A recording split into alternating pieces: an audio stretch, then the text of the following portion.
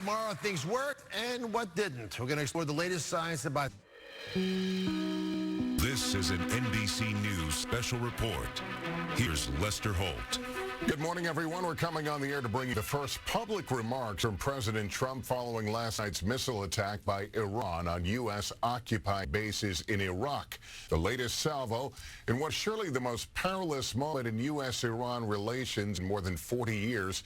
This current crisis began just 12 days ago with an escalating exchange of hostilities between the two countries, leading to an attack on the U.S. Embassy in Baghdad by Iranian-backed protesters. And 5 days ago, a U.S. airstrike in Baghdad ordered by President Trump that killed Iran's top general Qasem Soleimani.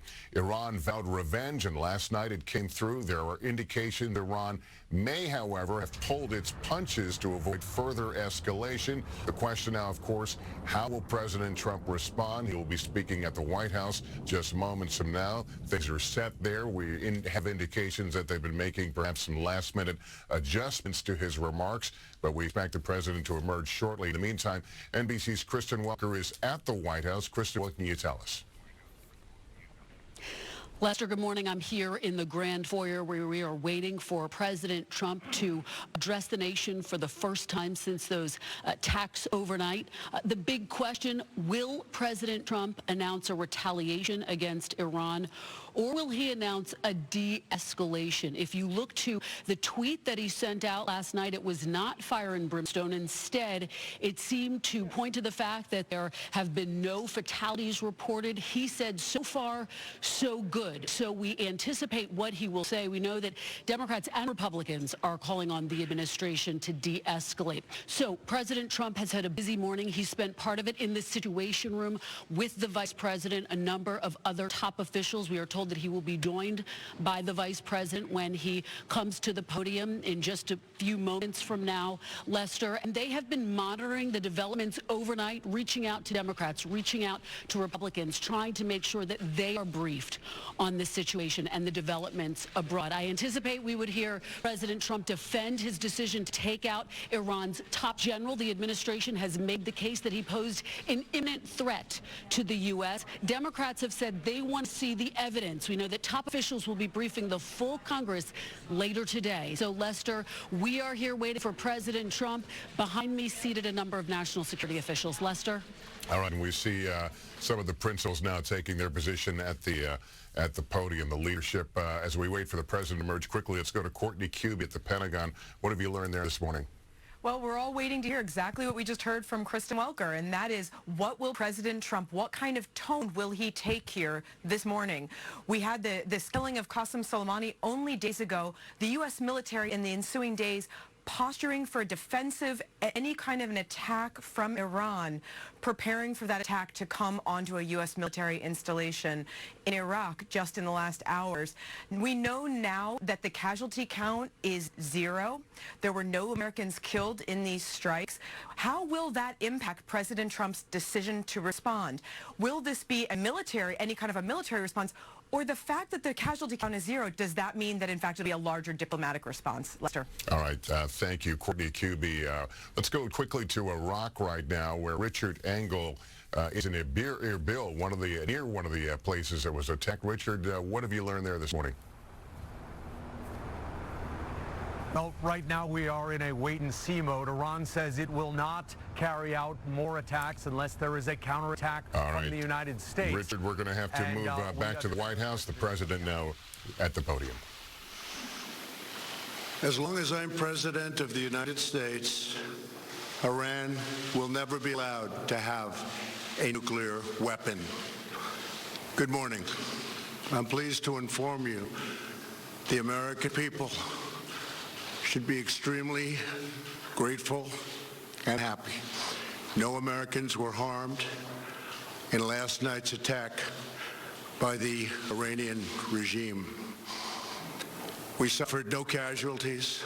All of our soldiers are safe, and only minimal damage was sustained at our military bases. Our great American forces are prepared for anything. Iran appears to be standing down, which is a good thing for all parties concerned and a very good thing for the world. No American or Iraqi lives were lost because of the precautions taken, the dispersal of forces, and an early warning system that worked very well. I salute the incredible skill and courage of America's men and women in uniform. For far too long, all the way back to 1979 to be exact, nations have tolerated Iran's destructive and destabilizing behavior in the Middle East and beyond. Those days are over. Iran has been the leading sponsor of terrorism, and their pursuit of nuclear weapons threatens the civilized world. We will never let that happen. Last week, we took decisive action to stop a ruthless terrorist from threatening American lives. At my direction, the United States military eliminated the world's top terrorist, Qasem Soleimani.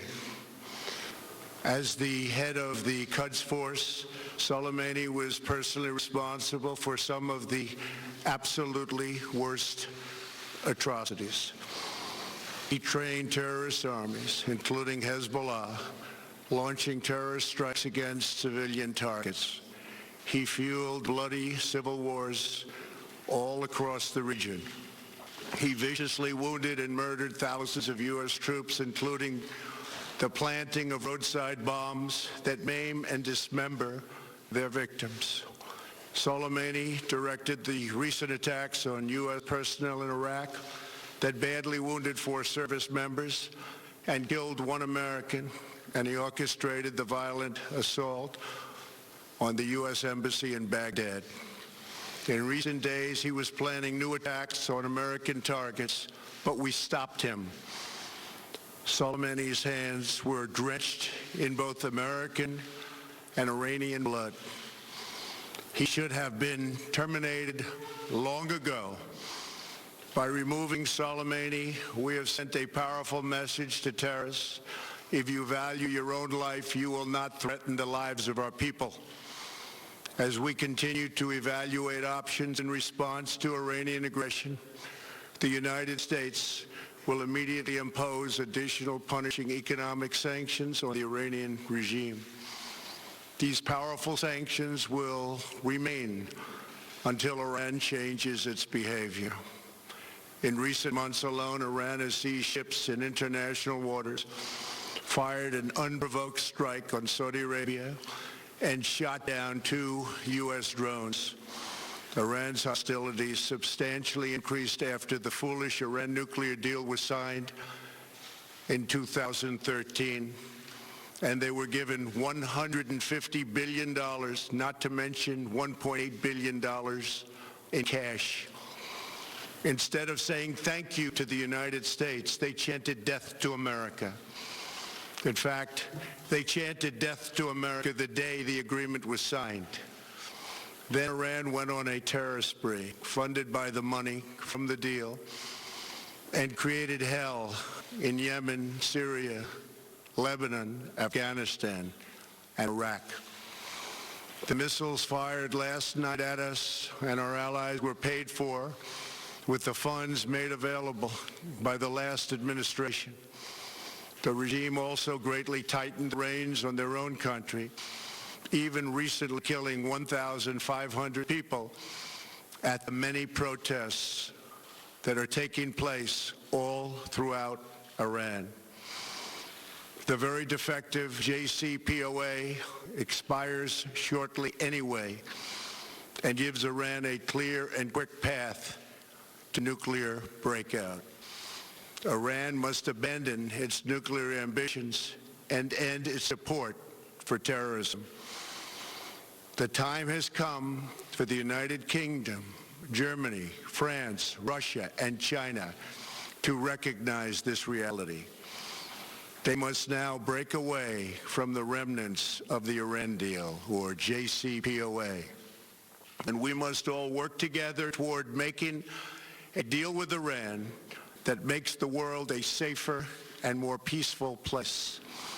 We must also make a deal that allows Iran to thrive and prosper and take advantage of its enormous untapped potential. Iran can be a great country. Peace and stability cannot prevail in the Middle East as long as Iran continues to foment violence, unrest, hatred, and war. The civilized world must send a clear and unified message to the Iranian regime. Your campaign of terror, murder, mayhem will not be tolerated any longer. It will not be allowed to go forward. Today, I am going to ask NATO to become much more involved in the Middle East process. Over the last 3 years, under my leadership, our economy is stronger than ever before, and America has achieved energy independence. These historic accomplishments change our strategic priorities. These are accomplishments that nobody thought were possible. And options in the Middle East became available. We are now the #1 producer of oil and natural gas anywhere in the world. We are independent, and we do not need Middle East oil. The American military has been completely rebuilt under my administration at a cost of $2.5 trillion. U.S. armed forces are stronger than ever before. Our missiles are big, powerful, accurate, lethal, and fast. Under construction are many hypersonic missiles. The fact that we have this great military and equipment, however, does not mean we have to use it. We do not want to use it. American strength, both military and economic, is the best deterrent. 3 months ago, after destroying 100% of ISIS and its territorial caliphate, we killed the savage leader of ISIS, al-Baghdadi, who was responsible for so much death, including the mass beheadings of Christians, Muslims, and all who stood in his way. He was a monster. Al-Baghdadi was trying again to rebuild the ISIS caliphate and failed. Tens of thousands of ISIS fighters have been killed or captured during my administration. ISIS is a natural enemy of Iran. The destruction of ISIS is good for Iran, and we should work together on this and other shared priorities. Finally, to the people and leaders of Iran, we want you to have a future, and a great future, one that you deserve, one of prosperity at home and harmony with the nations of the world. The United States is ready to embrace peace with all who seek it. I want to thank you, and God bless America. Thank you very much. Thank you. Thank you.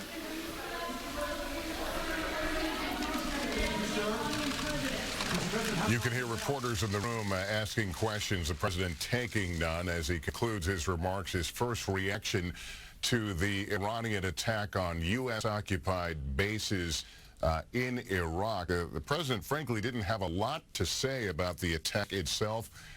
In terms of a response, he said they will impose new sanctions. The U.S. has already imposed some of the harshest sanctions on Iran and apparently prepared to do more, but there was no talk of any military response in the way we heard the president over the last several days. We'll go right now to Andrea Mitchell, who's been watching along with me, our chief foreign affairs correspondent. Andrea, what did you note in the president's remarks? Well, it was a fascinating combination of the president's long-standing objections to the Obama nuclear deal, the Iran deal that he got out of in May of 2018, and blaming the previous administration for financing missiles, he said, that were fired by Iran last night. No retaliation, no military retaliation from the U.S., but sounding tough, and of course, what he said about Soleimani, saying that his hands were drenched with blood. For all the tough talk and the threat of new economic sanctions, and it's hard to imagine what has not been sanctioned because they've already sanctioned the central bank, the Federal Reserve basically of Iran, so that no one can move money on the international exchanges through Iran. Iran has been crippled economically by these sanctions as they've stepped them up. But the other thing is, by saying that again, as he has said for years, that in the Iran nuclear deal that he provided, that the Obama administration provided $150 billion, that's just not factually correct. That was unfreezing the frozen Iranian assets that had been frozen since 1979 when they took the hostages, the 52 hostages, and took over our U.S. embassy. So the Iran nuclear deal did allow Iran to get back its own assets, and that is a lot of the money that he is describing. All right, Andrew, let me go to Kristen Welker right now, who's in the room there at the White House, or was at the White House and watching along with us. I noted that the president, once again, defending his decision to go after Soleimani. I didn't necessarily hear the word imminent threat when he talked about the threat. I know there's been some mixed messaging on that issue. That's a really important point, Lester, and you're absolutely right. President Trump gave a very robust defense of his decision to take out Iran's top general, Qasem Soleimani. At the same time, he really stressed Soleimani's background, the fact that his hands are drenched with blood, the blood of Americans, the blood of his fellow Iranians, and yet he didn't talk about what exactly that imminent threat was. What did it look like? Just a day earlier, his defense secretary said that there was, in fact, an imminent threat. He was tracking it within just days, but we didn't hear that kind of language from President Trump. So the question becomes, as we look forward to the rest of this day, what, if any, evidence will senior administration officials will they provide to the full Congress when they brief them later on today? We know that the Secretary of State, the Secretary of Defense will be among the briefers. You have Democrats and some Republicans saying that essentially the administration should declassify the intelligence that is behind the president's decision to go after Soleimani in the first place. So far, the administration has said they haven't made a decision about that. But, Lester, you could bet they are going to get pressured on that. I would make one more point. You heard President Trump say that Iran seems to be standing down. The question becomes, is the president standing down militarily? He put the focus on sanctions. I tried to ask him as he was leaving if he had ruled out any type of military retaliation. He didn't answer any of our questions, but you can bet that those will be among the questions that lawmakers will have later on today. Lester. Kristen, thanks. Yeah, the president coming out in his first remarks, the Americans should be grateful and happy that no American casualties, there was minimal damage in those attacks, and certainly we are all grateful there was no loss of life. Let me bring in NBC News analyst and former U.S. Deputy Assistant Secretary for Iraq and Iran, Brett McGurk. Brett, thanks for joining us. You had talked last night about everyone kind of taking a step back. Does it occur that step back has occurred, that we are at a point now where, you know, clear thinking is prevailing? Well, I would really inject a note of caution. I think just following on what Kristen emphasized, that the president said Iran is taking a step back or standing down. I think knowing Iran, that's probably unlikely. I don't think we'll see an overt attack like we saw last night, this extraordinary event with ballistic missiles targeting Americans in Iraq.